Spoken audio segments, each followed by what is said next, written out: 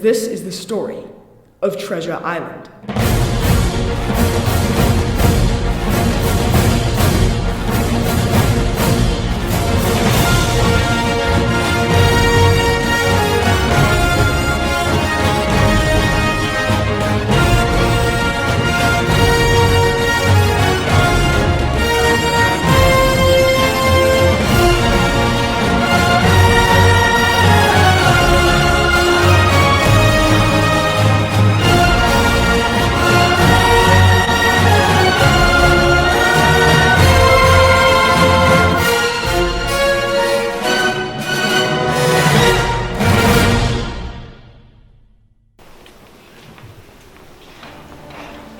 She's a three-masted schooner, 200 tons, I believe. One of the finest ships we could have hoped to have. Lady Trelawney really found it. Oh, here we are, Jim. Welcome aboard the Hispaniola.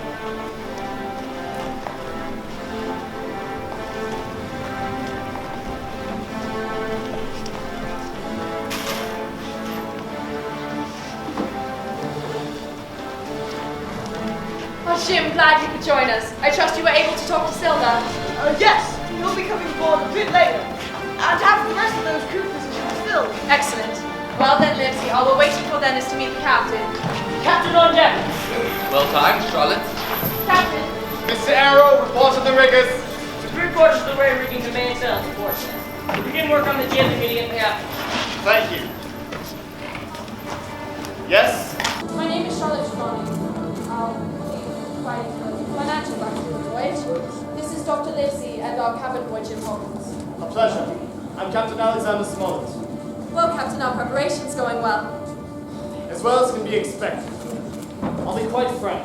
I have some concerns about this voyage, and I'd appreciate it if we could address them immediately. Concerns? Immediately. Well, lads! 'Tis a fine afternoon for rigging a ship. Hi, Silver. Aye, it's a fine afternoon for your skellies up too, eh? I'll be making extra for you, Joe Anderson. Aye. But first, I'd best be introducing myself to these important-looking gentlemen and ladies here. John Silver, sir, reporting for duty. Oh, Mr. Silver, glad to have you aboard. And the lovely Lady Trelawney. Everyone, I'd like you to meet Long John Silver. He's to be our ship's cook. And from the look of things, he'll be lifting our spirits as well. Ah, you're too kind, ma'am. It's been far too long since I sailed. It's a pleasure to be served on board the Hispaniola. She seems like a fine ship, a rare beauty. Much like yourself, I might add. Silver, I think it'd be best if you started preparing the evening meal.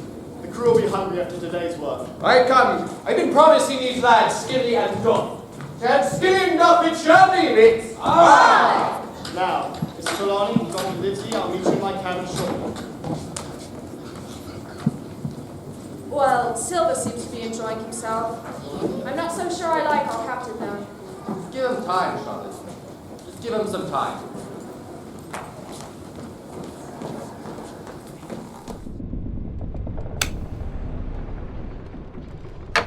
I thought I was to speak with you and Livesey, Miss Trelawney.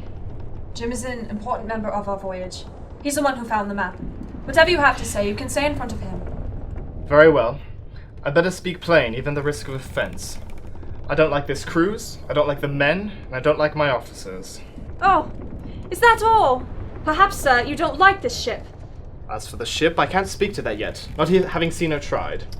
Ah, and possibly, sir, you may not like your employer either. I haven't decided about you yet. Perhaps you'd be a bit more willing to listen rather than immediately taking offense like an immature girl. Stay a bit, stay a bit. There's no use of such questions as that but to produce ill feeling, both of you.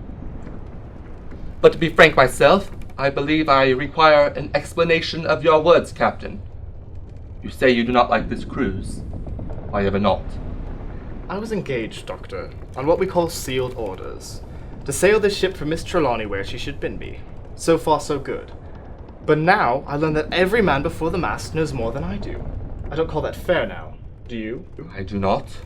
Next, I learned we are going after treasure. Now, I don't like treasure voyages on any account, and I don't like them, above all, when they are secret, and the secret has gotten out.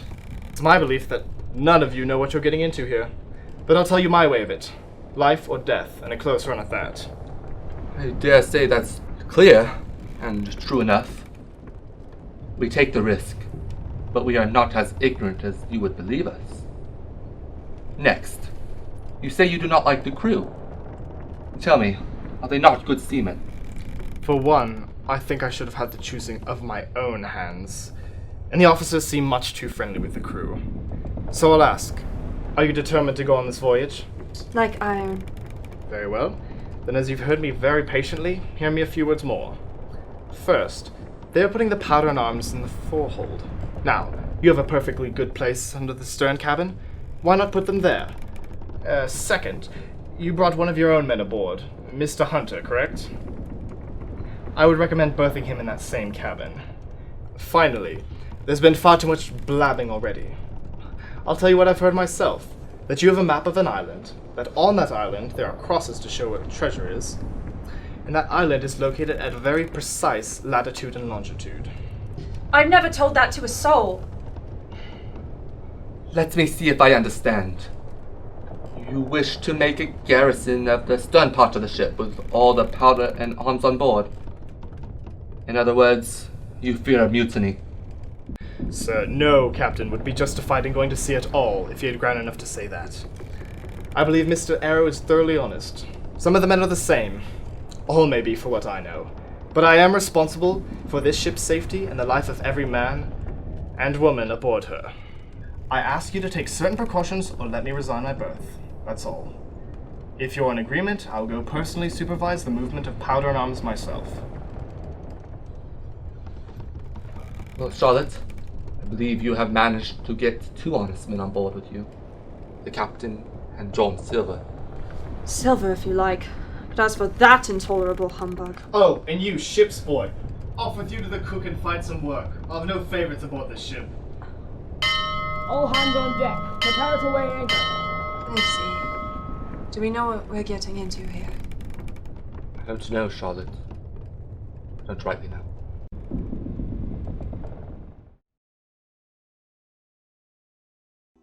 And thus, the voyage of the Hispaniola for the treasure of Captain Flint officially began. Ah, the first few weeks at sea. I'll never forget them. The creaking of the ship, the lapping of the waves, the snap of the sails in the wind. They're all signs of adventure to me. Livesey, Trelawney, Mr. Hunter and I were sailing in luxury. And so, for that matter, was the crew. Captain Smollett and Mr. Arrow kept the crew in line. But it was Long John Silver who was really their leader. With his skilly and duff, every bit as good as he claimed it was, and his rousing sea shanties, and his general good cheer as he hopped around deck, Silver was a heartening presence on board for the crew. Whenever I had a free minute, I spent it with Silver. He showed me how to tie knots. He taught me the difference between bow and stern, starboard and port, and 100 other nautical terms. And he made good on his promise for a special plate of skilly and duff, just for the 2 of us. But on the horizon, clouds were gathering, and a storm was brewing, the likes of which none of us were ever expecting. Yes, a storm of rain and lightning was coming, but a storm of treachery and greed was following close behind.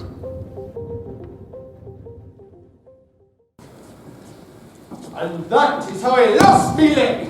The shot from the walrus took it clean up. And for as long as I served under Admiral Hawke, a fine, fine man, well, that was the only battle he ever retreated from. You see, Flint was never to be trifled with by any man on sea. Hawke may have lost that battle, but he survived. And that's more than most men could say who faced Flint. Silver, I would appreciate it if you kept the stories of piracy to a minimum. It's not a topic I prefer to have aboard this ship. Begging your pardon, Captain. I made no harm in telling the lad of some of my adventures.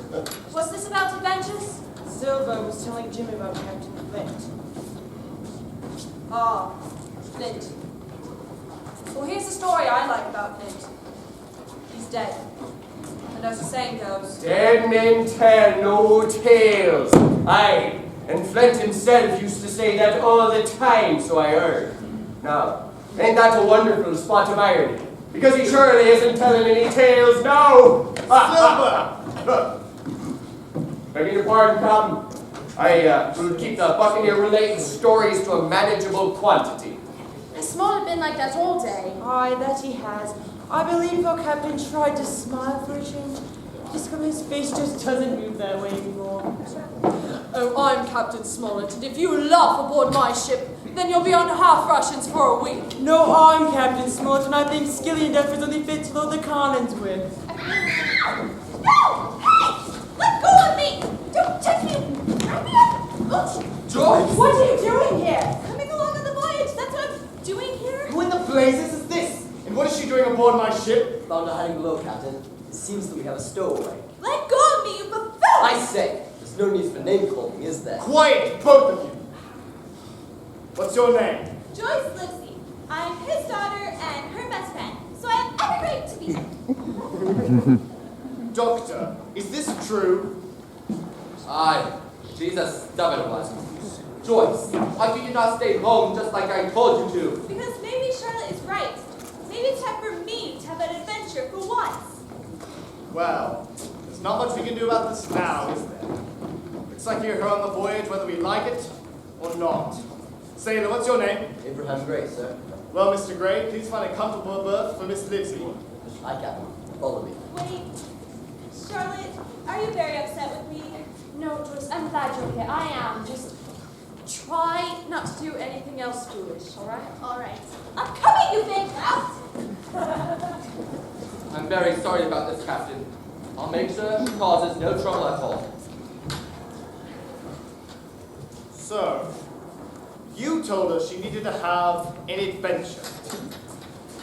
No, I didn't. I just told her I wanted one. Well, this has been an unusually eventful day so far. I say, Silva, give us another one of your shanties. Well, now, I was just waiting for someone to ask. How about it, boys? Another shanty from old barbecue? Aye! Y'all know the words to fish in the sea? Aye, Silva. Just join in on the chorus, lad. You'll catch right along.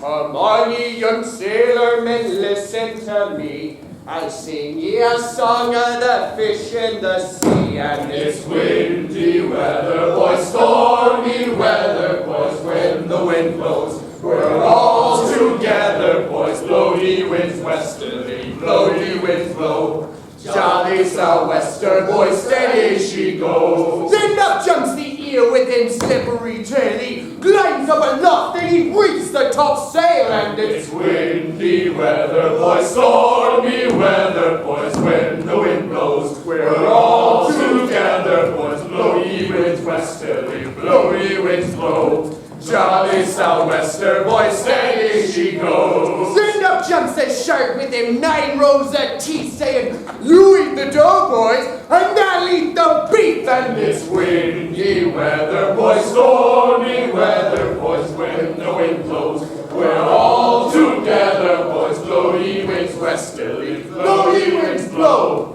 Jolly sou'wester, boys, steady she goes. Then up jumps the whale, the largest of all. If they want any wind, boys, well, I'll blow ye's a squall. And it's windy weather, boys, stormy weather, boys, when the wind blows. We're all together, boys, blow ye winds westerly, blow ye winds blow. Jolly sou'wester, boys, steady she goes. Aye! Like I always say, nothing like a good shanty to get the spirits up. You may be right, Silver, but the words of your song are a bit too prophetic. Looks like we've got a spot of bad weather coming up. The clouds are moving in fast.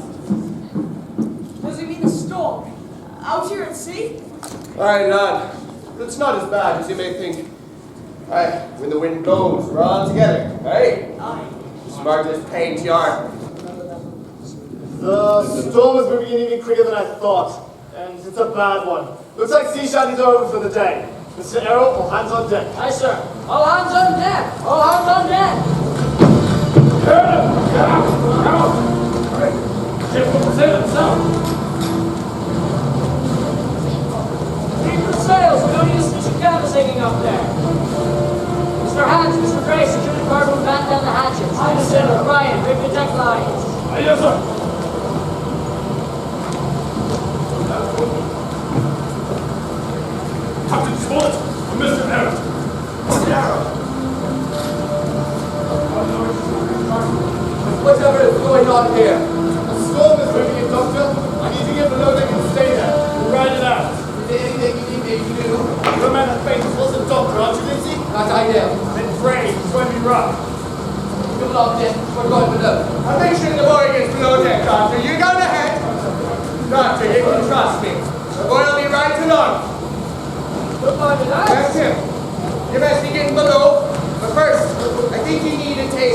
spot of weather. Dare to become an old son like me. Now, hold on to one of these deck lines. Anderson says, Mr. Arrow, one of us double a captain. Crew likes their own wall. We stay loyal, we can sway them against us. Fair enough. You bring the room? Aye, we're back down. Aye. Stand back! Mr. Arrow, hard to starboard! Oi! Steady, men! With the window up! Yeah, together, yeah! Mr. Arrow, help the men up to the wheel! What about us? You should be below! Some faithful sailors, not passengers! Passengers! Who are you?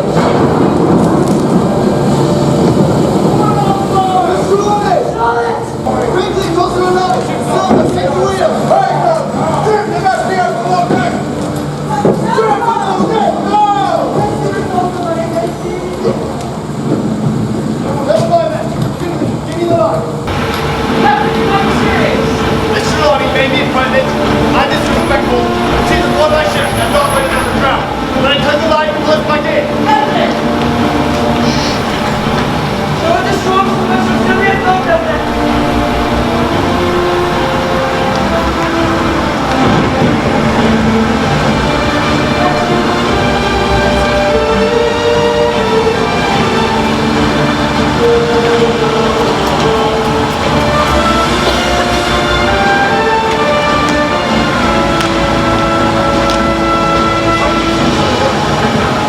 That's the signal, haul it back!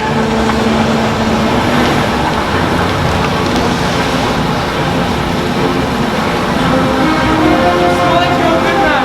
No, that's it. Silver, hold the wheel steady. I'll get this Trelawney blowing into the dry clothes. I got you can count on me!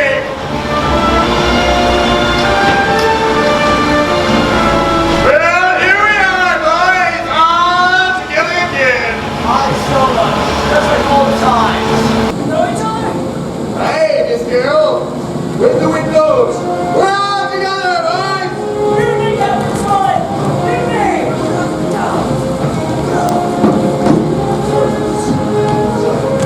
Now, Miss Carol! Who has the best? Take attention! Aboard this vessel! The captain! The doctor! You know, are you willing to have us fight, Nick? Betraying Captain Trelawney? Never! Please, if anybody say something like that. Well, boys, steady she goes! That's burning the bounty burner!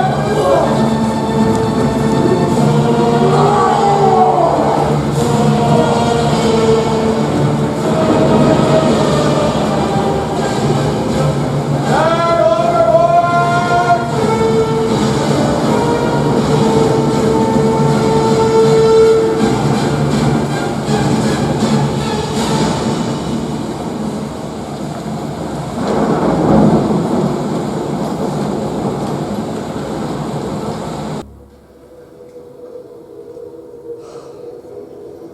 Mr. Arrow was a good man.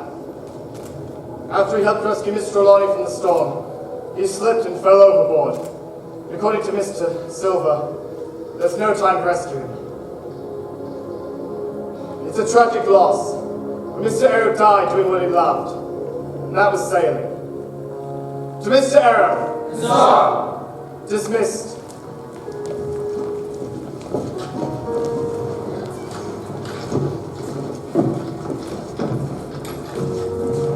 Captain, Yes, Mr. Trelawney?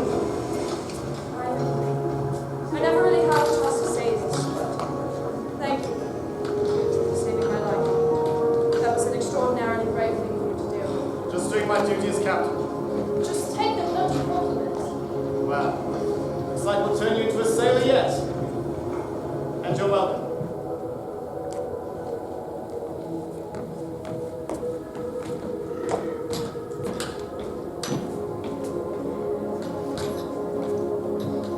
Jim lad, what's the matter? Mr. Arrow, he's gone. Aye, lad. Such is the sea. She's a fickle one, that's for certain. But like the captain said, Mr. Arrow was a good man. I'm proud to have served on the same ship as he. I'm proud to be serving with you.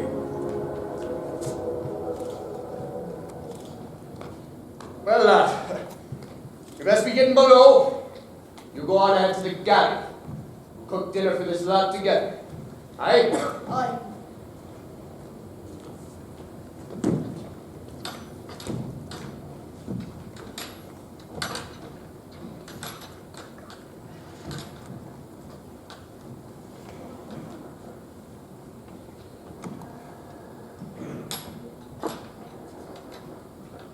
Hawkins, what are you doing on deck? Silver said he was making duff for dinner, so I thought I would grab some apples for him to use. Good lad. Anderson should be out shortly to take watch.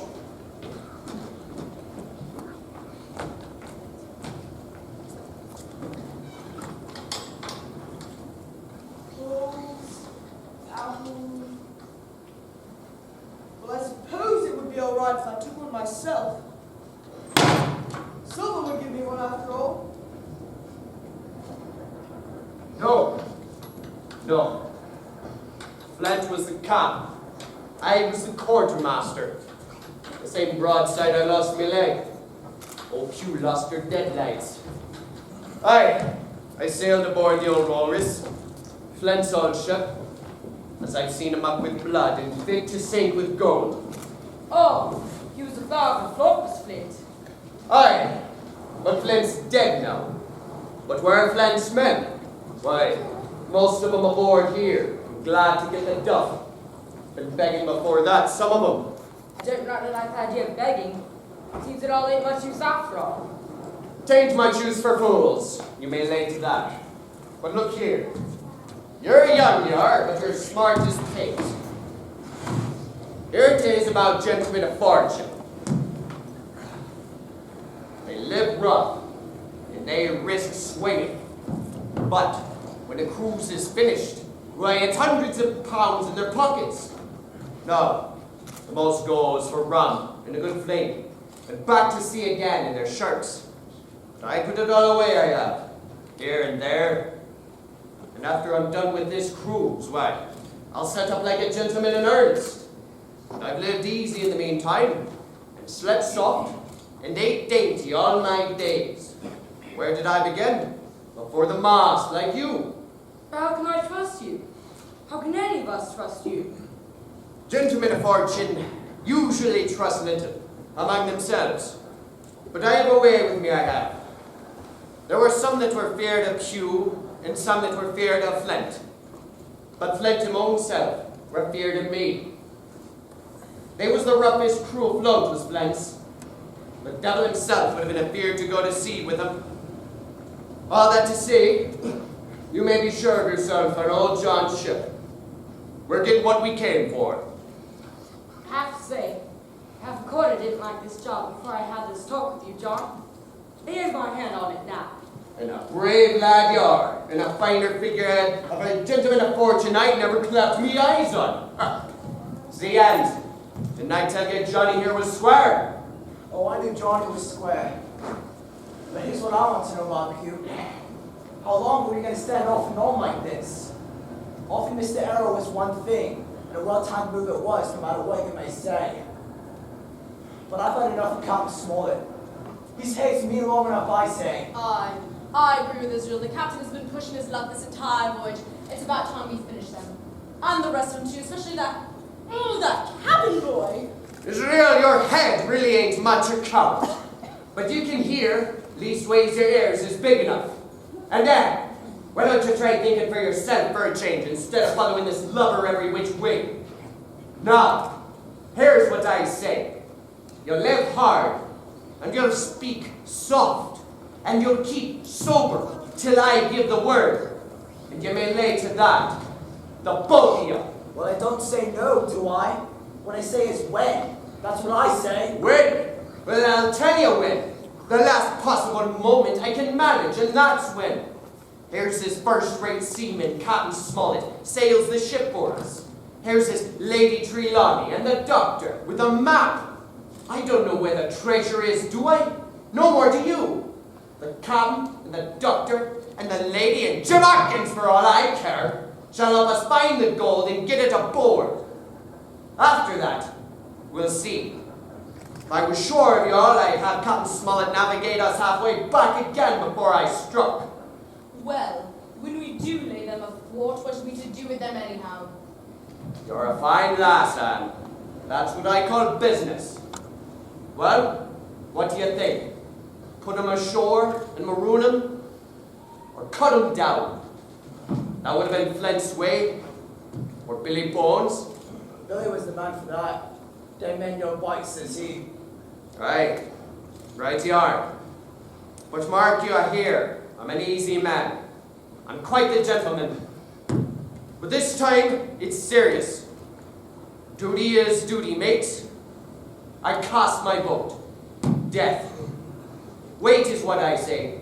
But when the time comes, I let her rip. See, there's the long john we know.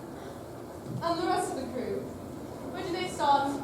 Well, now that we've got old Johnny here, I think that's about all that'll budge. That only leaves Abraham Gray, and he's a captain's man. But there may be hope for him yet.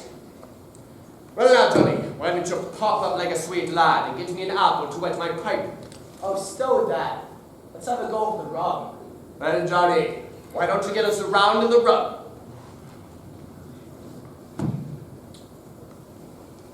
Well, Israel, the more I think it over, I think your time with Mr. Arrow was a good one. Just as we was getting the last of the crew to join us, he would have been an unpleasant person to have around, and that's for certain. You tell us to trust you, John. Once in a while, you ought to trust us. Ah! Well, that was Bones' mistake, wasn't it? Ah, here's the rum. Here's to Flint. Here's to luck. Here's to treasure. And here's to ourselves. And hold your luck. Plenty of prizes. And plenty of duff. Land ho! Land ho! Lay your point near the wind, Anderson. We're clearly on it on the east. Aye, Captain. Now, has any of you seen that land ahead? Aye, Captain, I have. I watered there once with a trader I was cooking. The anchorage is on the south, behind an island, I fancy. Aye, Skeleton Island they calls it. It were a place for pirates once. A hand we had on board knew all their names for it. The big hill there they usually calls the Spyglass, by reason of a lookout they kept whilst they was in the anchorage. There's a strong current, I believe. Runs up along the south and away up the west coast. Right you was, sir, to haul your wind and keep the weather of the island. Thank you, my man. We'll ask you to give us a help later on. You may go. Ah, sure! This here is a sweet spot, this island. A sweet spot for a lad to get ashore on. Why, you'll bathe and you'll climb trees and you'll hunt goats, you will. And you'll get along on the hills like a goat yourself. Ah, 'tis a pleasant thing to be young and to have 10 toes, and you may lay to that. Now, if you want to go a bit of exploring, you can just ask old John, and he'll put up a snack for you to take a look. I'm not sure you understand this, Trelawney. This is a delicate business. We can't just expect to take the entire crew ashore and go digging for gold. And why not? That's exactly what we came here for, isn't it? Listen to both of you. We have made it to the island at last, and now is the opportune time to think carefully about what we're going to do next. Dr. Livesey, What is it, Jim? please, all three of you, make your way down to the cabin and then make some pretense to send for me. I have terrible news. Doctor, Miss Trelawney, I think it'd be best that we listen to our cabin boy. Quite right. We'll see you below, Jim. Out of one storm and into another, eh? More than you know, Captain. More than you know. So when Anderson called land ho, I crawled out from behind the apple barrel and tried to blend in with the crew.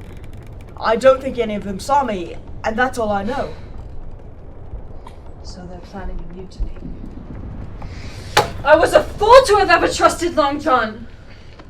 No more a fool than I, Miss Trelawney. I should have listened to my gut about this crew. I thought maybe you were right about them, but but this crew beats all. That is Silver. A very remarkable man, to be sure. He'd look remarkably well hanging from a gallows. But this is talk and it doesn't lead to anything. I see 3 points, and with Miss Trelawney's permission I'll name them. You are the captain, sir. 'Tis for you to speak. First point. We must go on, because we can't turn back now. If I gave the word to go about, they would rise up at once. Second point. We have time before us, at least until the treasure is found. Third point. There are faithful hands out there. Now, it's got to come to blows sooner or later.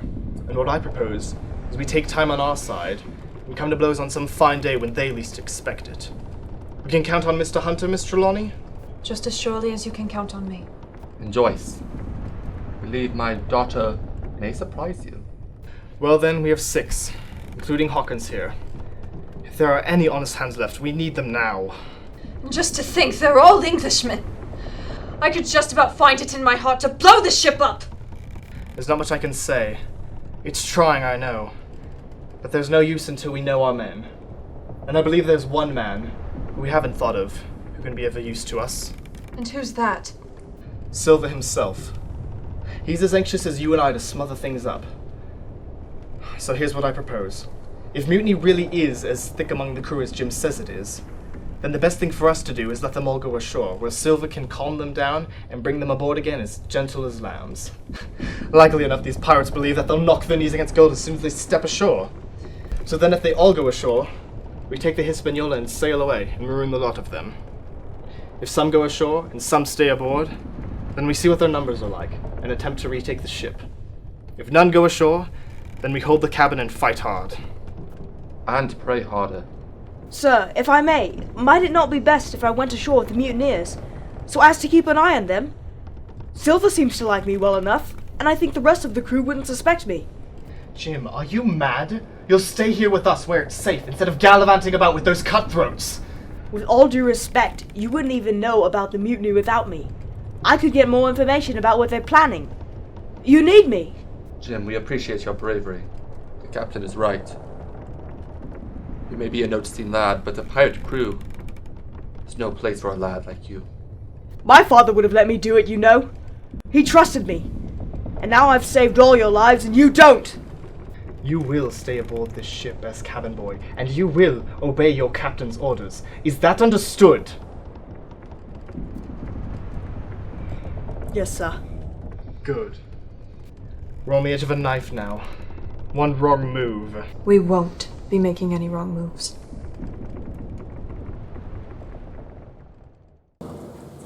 Well, lads, Captain's been mighty obliging to allow us to go to shore, so let's pick up the pace for a bit, shall we? Come, will you be joining us? No, Silver, I'll be staying on board.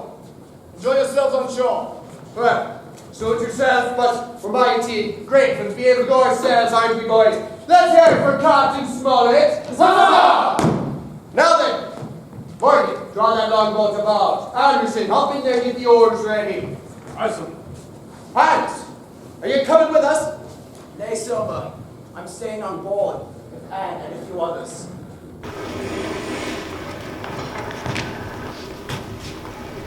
It'd be better to just go ashore and find the treasure before Silver does. You can't tell on him yet. Besides, we don't know if everything's ready. But I'll tell you one thing. We're taking the ship, no matter what Silver says. That's an idea I like. Jim, you're needed in my cabin.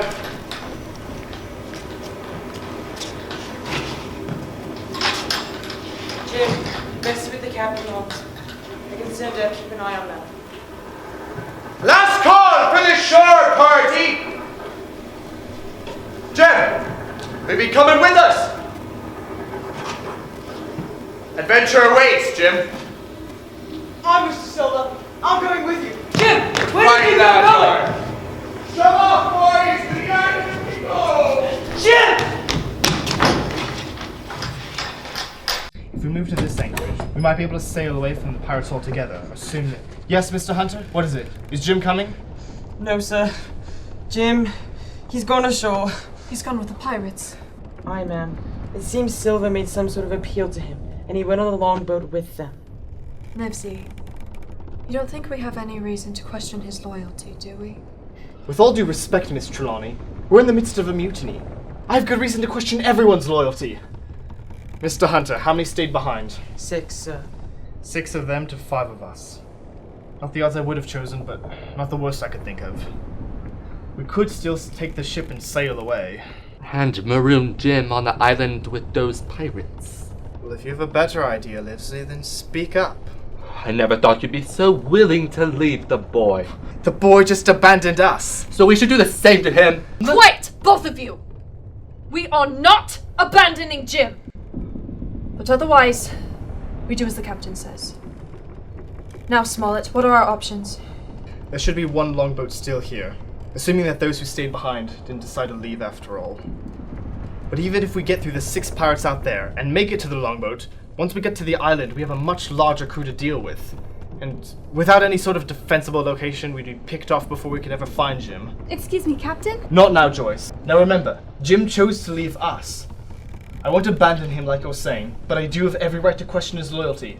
What if he's for Silver now? Captain, please. We have to find out for sure. Yes, but... Captain Smollett! This map says there's a stockade on the island. Mightn't that be a defensible location? Joyce, that's it! Oh, I'm glad you're here. If we can get to the island and take the stockade before they do, they'll have to come to us. And why is that? This map. The pirates won't be finding any gold without it, and either Jim will find us on his own, or he'll come with Silver's crew. Either way, we'll know where he stands. Aye. We take the stockade. It's our only chance of getting to Jim. Now, you were Captain Smollett!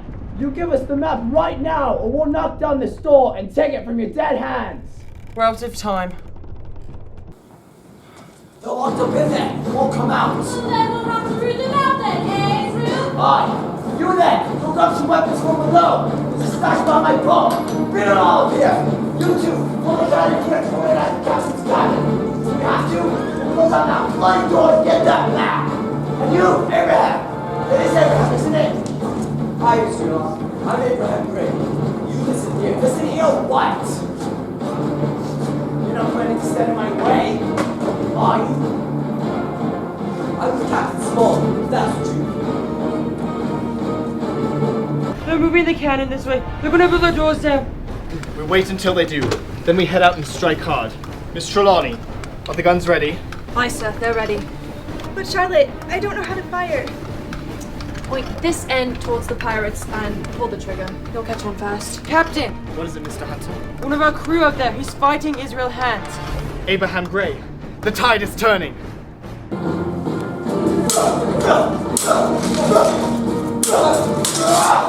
So, Abraham, I'm sure you chose the right side. I could ask you the same question. Hands! Ready! Well then, fire!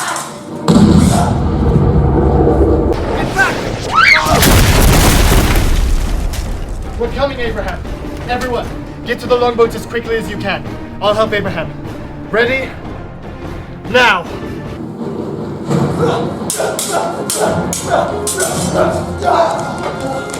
So, mutiny is what you want, Israel? As long as we're done dead. Not trying, but I can.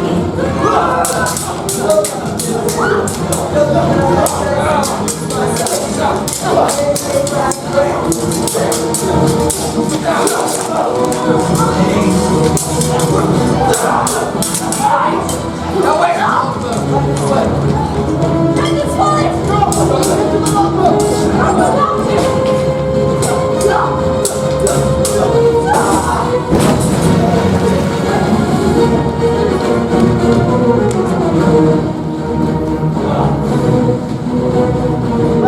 Don't just stand there! Fire after them! Fire! Joe!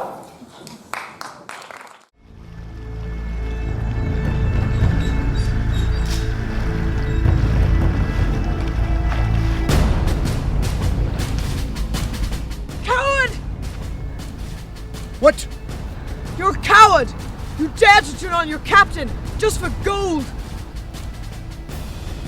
My captain has been dead for 10 years now. And a good riddance that was. But more importantly, you know where we stand, Jim. The question is, Jim, where do you stand? Well, Jim, what's it to be? Whose side are you really on?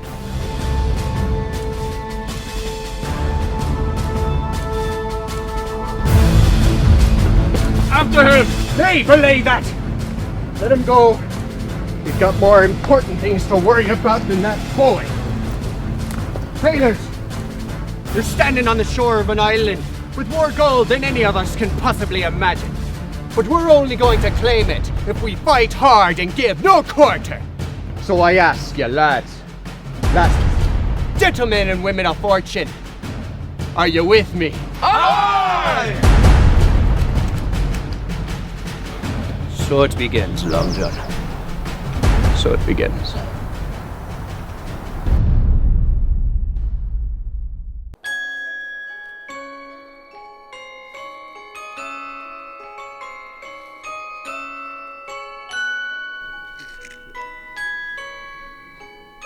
It looks like they're all here, sir. Silver and his mutineers are on the shore, while the doctor and the others are about to land just south. It'll be a race to the stockade. Good. Let them fight. What about the boy?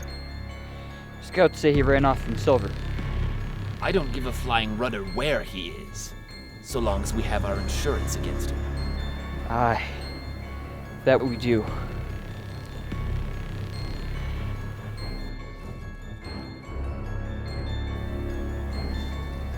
So what do we do now? We only have a little longer to wait. The time is almost right. And then we reclaim the treasure. And after it, the 7 seas. What about Silver and the others from the Hispaniola? I've been waiting 10 years for this. No one can stop me. After all, this is my island.